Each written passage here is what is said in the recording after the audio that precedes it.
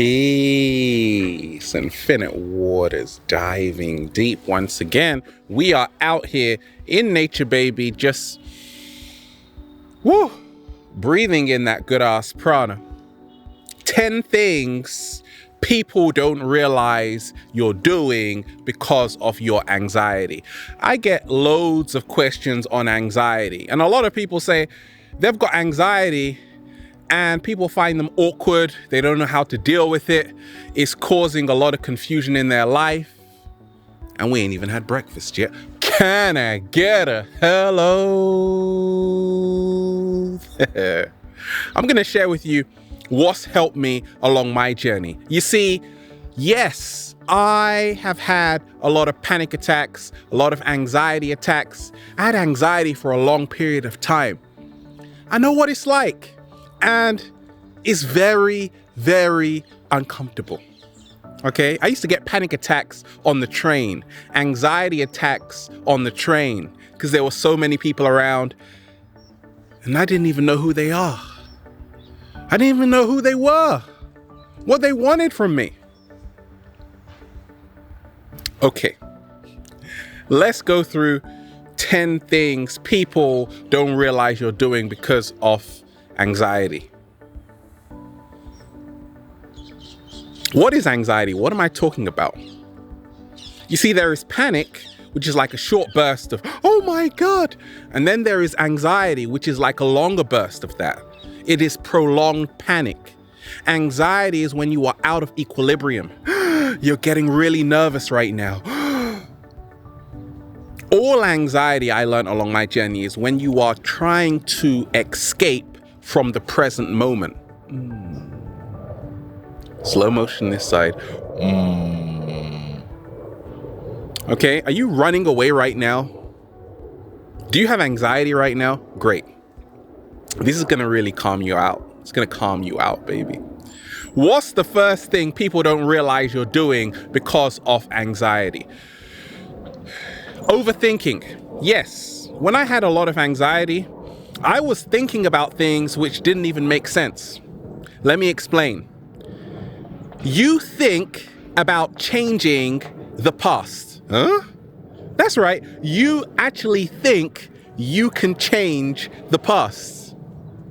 You spend all your time thinking about changing something that's already happened. It's impossible to change it through your thoughts.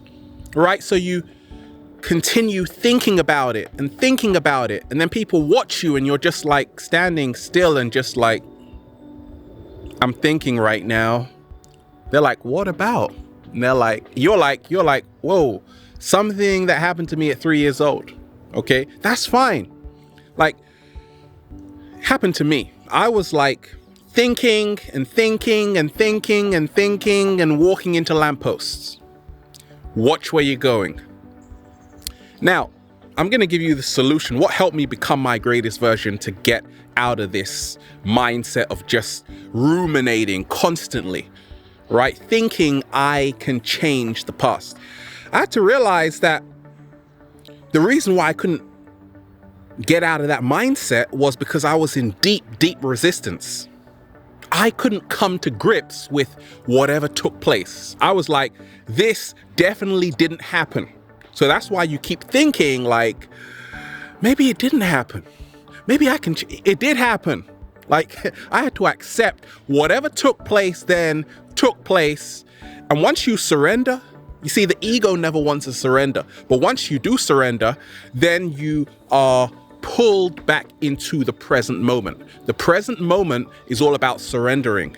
The past is all about resistance, as is the future. The present moment is the truth. And I learned that, okay, whatever has happened in the past, either it's made me stronger, more foolish, or wiser. Okay, we hope for the latter. Okay. It happens. This is life. Like, there are going to be a lot of things that are going to happen to you. And you're going to be like, huh? Why? But once you accept it, today's a new day. you start realizing that whatever took place is not going to weigh me down. I got way too much living to do. What is the second thing people don't realize you're doing because of anxiety? This is what's helped me along my journey. Now, when you have a lot of anxiety, I know what it's like because I used to do it.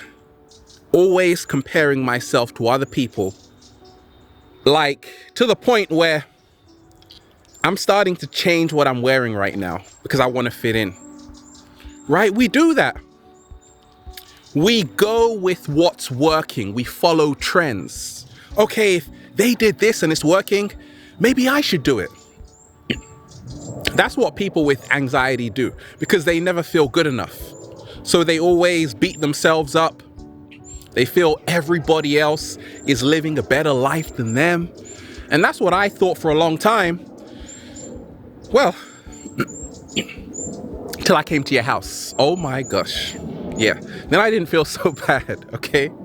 When you realize, look, nobody's life is perfect. I've got problems. Every single day I'm dealing with stuff, okay? But you still see me out here smiling. Got the bird singing up there, okay?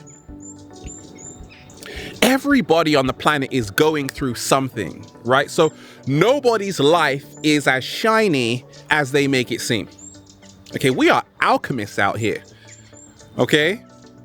Ever seen like people falling down, they just get up or they style it on the floor, start doing push-ups and stuff? Yeah, they're just alchemists, okay? So I started to realize that it is pointless comparing myself to other people. Why? Because it will only make you feel bad, okay? Because every single person you see is having a totally different experience. They're here for a different reason. And most of all, when you compare yourself to other people, it's not fair, but also you grow very resentful towards them, even envious. And now you're in a race and it just ends in total disaster. So what helped me along my journey was to say, okay, if I find myself comparing myself to someone else, I'm going to talk to that person. Let's go out for a walk. Let's get to know each other. Let's become friends. Let's start cooperating together. Slow motion this side. Instead of competing, start working together. Unity is the truth, right? I shared that video on Instagram. The little domino starts knocking down all of these really big dominoes, and that's the power of just a small, tiny domino, right? You matter. Everybody matters. We're all part of this, right? No one's better than anybody else. Now, what's the third thing people don't realize you're doing because of anxiety? 7-day vegan challenge. When I had anxiety, I didn't eat. Yes, I missed out on all of those cranberries, dates, avocados, papaya, you name it. Lemons, limes, peaches, mangoes, yeah. None of that. Because when you're really anxious, it's almost as if you can't eat anything. Like, because if you were to eat something, it would just really annoy you right now. Okay, so a lot of people with anxiety, they're like constantly fasting. Okay, and when I was having a lot of anxiety attacks, sometimes I didn't even drink. Okay, no water. Okay, so I learned that what actually helped my anxiety, you see, you want magnesium. Watercress, the most nutrient-dense vegetable in the world, is packed full of magnesium.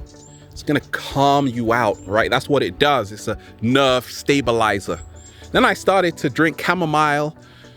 Wonderful. Then I started to really chew my food a lot slower, because a lot of us, we don't even chew food, we just gulp it down, okay? Then get indigestion, which makes us even more anxious. So I started to realize, okay, I get it. I have anxiety because I'm not even chewing my food. I have anxiety because, wait a minute, I'm not even eating. I have anxiety because I'm dehydrated and not drinking water at pH 9 or 10. Slow motion this side. You see, once your body is in an alkaline state, you are going to have less anxiety. Happened to me along my journey. I get anxiety if I'm eating a lot of highly acidic processed foods. And it disappears when I throw a load of strawberries in my mouth. It's that simple. What's the fourth thing people don't realize you're doing because of anxiety? You think of the worst case scenarios, like the world is ending, the world is run by nefarious aliens, right? Everything is going crazy right now in the world. Why? Because I just saw it on the news. Oh, I get it, right? Something bad is about to happen. But here's the catch. It never does. You see, what that thing which you think is really bad that's about to happen, no, it's just your thought that's creating it. You are projecting. You are creating that reality. So I realized that because there was a time when I would always think of the worst scenarios, okay? Gosh, I'm in trouble. Something bad is about to happen. It's a vicious cycle. So how did I start developing more pronoia? Pronoia, when you have this feeling the whole universe is conspiring to help you. Well, for starters, I read The Alchemist, great book. Okay, the whole universe is conspiring to help you. That really cheered me up. Then I wrote Feel Alive. That really cheered me up too. But I started to realize, like, look, it's the attitude, okay? Attitude is everything.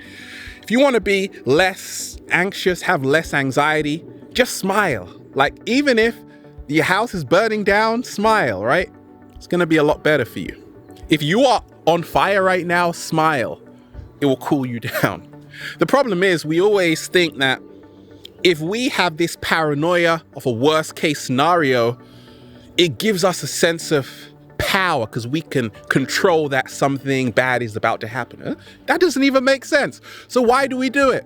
Why do we think of worst case scenarios? Because it allows us to be in a state of arrested development. Slow motion this side. That was me. I was like, okay, everything is terrible right now, so I'm not going to do anything. Oh, that's a great excuse.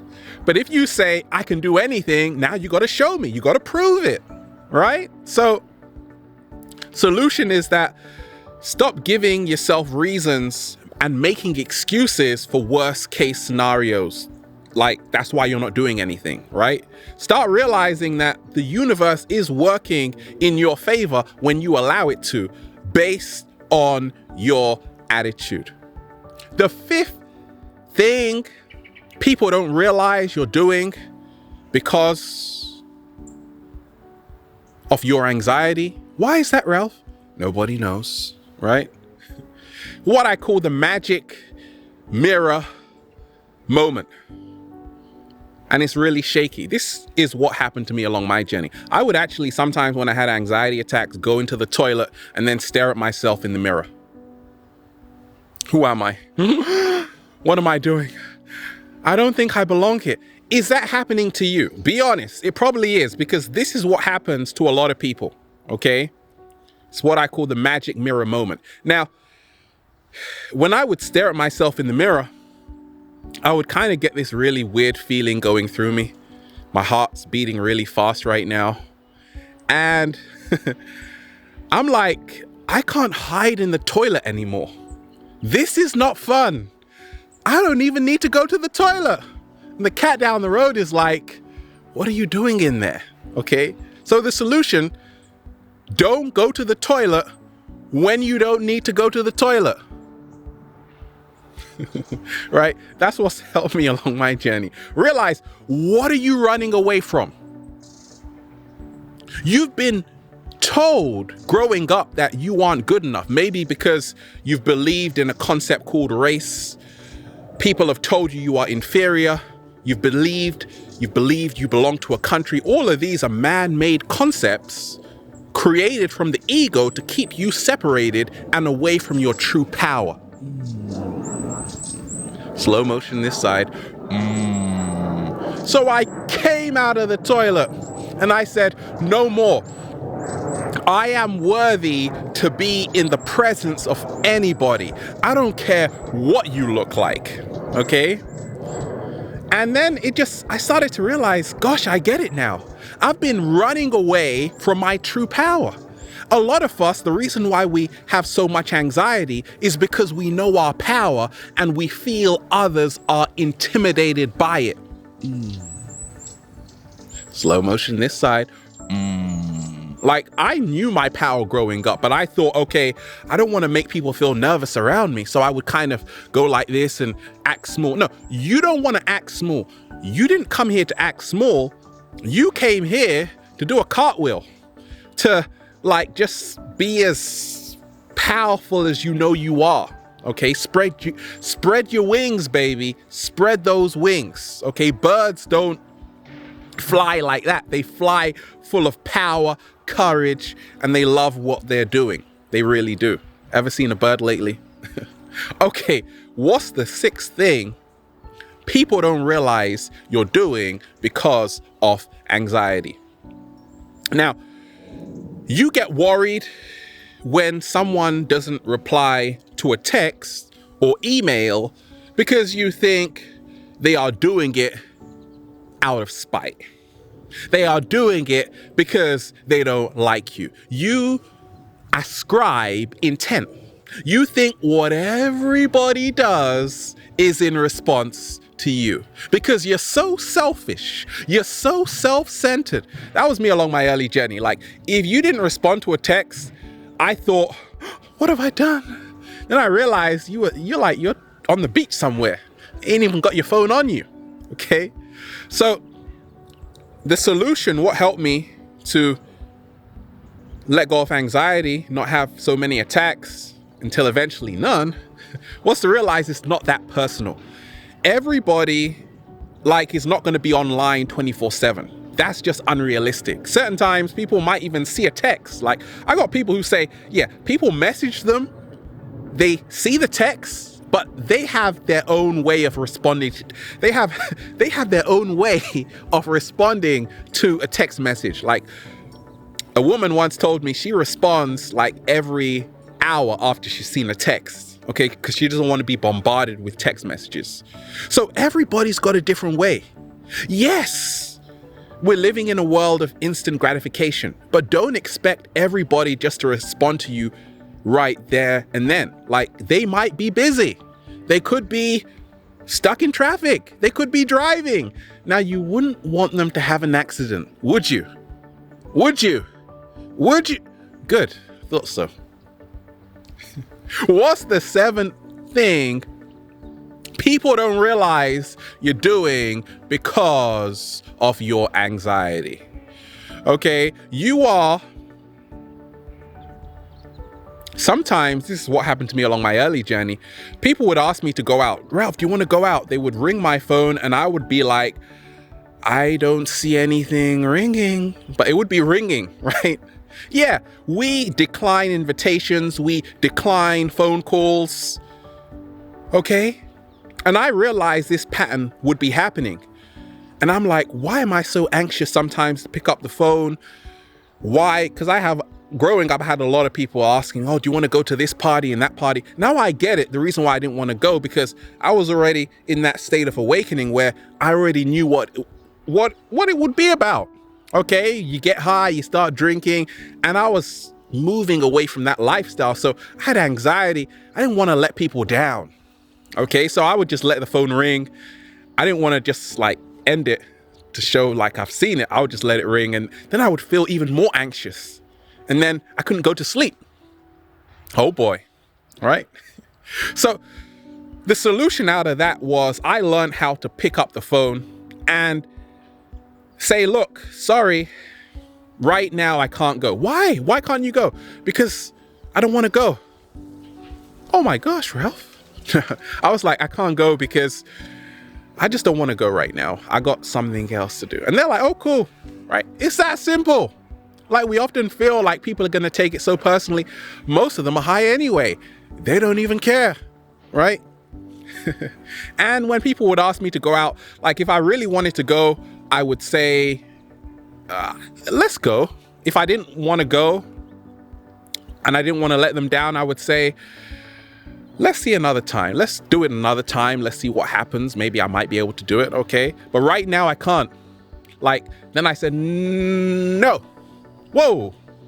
Do you know how good that feels? Like once you say it sometimes, like, just no, I can't go right now.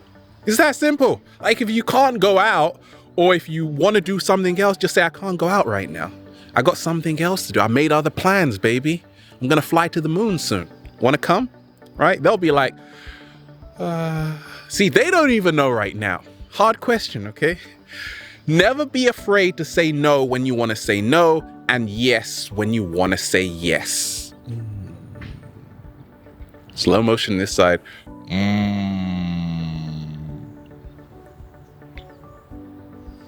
The eighth thing people don't realize you're doing because of your anxiety. You sometimes fear large crowds. So that's why you don't go and drive that route every single day, right? You take the side street because you don't want to see all of those people. Like I grew up in a big environment, lots of people, okay? I went to university, Westminster University, and every day I was in a place called Oxford Street in London. Okay, when I'm in LA, sometimes I spend a lot of time downtown and, I don't really like crowds, to be honest. I like nature. I like a few people and a few trees. Can we do that, right? But you see, where I was studying was very crowded. Where I went to school, like my whole journey just to go to school, I would have to go through like 1,000 people. That would even make the cat down the road anxious because you're seeing all of these strange faces and you're not speaking. That's creating a lot of anxiety. So what helped me along my journey was to say, okay, if I really want to talk to someone, let me talk to them. Okay. Because you see, a lot of anxiety is created through separation, the fear that someone else is different from you. Okay, once you actually talk to someone, there is no more anxiety. It's just that so many people on the planet are desensitized. You don't even know your next door neighbors. You wouldn't even ask them for a cup of sugar, raw cane sugar at that. You would be like, I can't ask them this. So when you see them in the street, you're just silent and it's really awkward. Right? So I just learned that, look, if I want to talk to someone, let me just talk to them. Then I realized, wait a minute, people are just people. They are probably just as anxious as me. And check this out. How our whole body works is that if you are very anxious, you make other people anxious. Okay, so just by me being more calmer, by meditating, I started to realize people were becoming a lot calmer around me. I would like open people up just by my presence alone. And it felt fantastic. Okay, so you got nothing to worry about. Like large crowds, people are just going about their lives. Just place yourself in an environment that complements your own energy and realize, yes, that's just part of life. Sometimes you are going to have to meet faces. Whoa, who the hell is that? Don't worry about it. What's the ninth thing people don't realize you're doing because of your anxiety? Ralph, we need to talk. Panic attack, anxiety attack, right? Whenever my mom used to say that growing up, I got worried. I even got more anxious. I need a word with you. Oh my God, that's like a trigger word for any person with anxiety. Never ask a person with anxiety to say, can we talk right now? No, not right here. Like, let's talk in. That's scary, right? I used to work. Sometimes people at work would be like, Ralph, I need a word with you. I was like, huh? What did I do? Right? Yeah, because once again, we are overthinking. Once again, if you have anxiety, it's worst case scenario. So what helped me move out of that mindset? I said, I didn't do anything wrong, right? I didn't do anything wrong. And more so, what really pulled me out of that mindset to become more calmer, to move more into the present moment where anxiety doesn't exist, was to say, I ain't scared of you. I ain't scared of you. Why? Because I know that we're living in a matrix, a virtual reality, and you don't even exist. You're just like a hologram. Yeah, I actually started to see people as holograms instead of people, like wave frequencies, and then they weren't as scary, right? So just realize we are all energy, right? In matter, having a human experience. Then you will never be afraid or intimidated by anyone, especially not the cat down the road, okay? You are worthy enough to be in anybody's presence. And when people get worried about you, and now you're worried, instead of being worried, you could actually change your perspective and say, well, they actually care about me. That can't be too bad. Like, how many people actually care about you? You want to start hugging these people right now. Okay, if someone is worried and concerned about you, thank them. Don't get worried about it, right? What's the 10th thing people don't realize you're doing because of your anxiety? I used to take advice from other people because I was so anxious. I had so much anxiety. I'm like, give me advice. I really deep down knew what I had to do, but I put all of that aside because I can't deal with myself right now. Tell me what to do. Now, I had a mentor, and I always say, this guy changed my life. My mom also changed my life, right? But what I'm talking about is where people say, oh, you shouldn't dress like that. You shouldn't talk like that. You shouldn't say that. You should only do this. You should do that. You should do this. Oh my gosh. And you're like, yes, yes, yes, master, right? People with a lot of anxiety often don't feel their opinions matter. They don't feel their voice matters. And what helped me along my journey was to say, look, you don't want to be a clone out here. It's no fun. I tried it years ago. It was terrible. Okay? You are irreplaceable. There is nobody like you. And once I realized that, I had a great epiphany. The anxiety subsided, okay? And then you start to realize, actually, my opinion does matter because nobody thinks as crazy as I do. No one has these kind of neural pathways I have. Like, that's one of a kind, baby. I can't hide it to the world, okay? I gotta shine. And then you will become less anxious and then just say, feels so good to be alive, baby. Can I get a hello? We are out here in nature, just having fun. Woo! Breathing in that good ass prana. Have a beautiful day. Infinite waters, diving deep once again. Stay well. Stay healthy. Peace. You!